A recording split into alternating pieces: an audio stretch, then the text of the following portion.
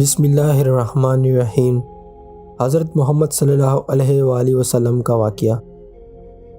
57 برس کی عمر میں نبی کریم صلی اللہ علیہ وآلہ وسلم دوسری مرتبہ مقام ابوا تشریف لاتے ہیں اور اصحاب سے فرماتے ہیں یہاں رک جاؤ، ادھر ہی ڈیرے لگا لو۔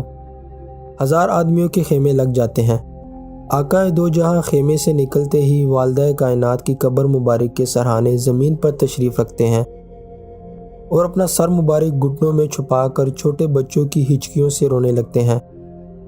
اس کیفیت میں گھنٹوں گزر جاتے ہیں۔ 57 برس نے صدمے کو مندمل نہیں ہونے دیا۔ گھٹنوں سے سر اٹھایا تو داڑھی مبارک آنسوں سے تر تھی۔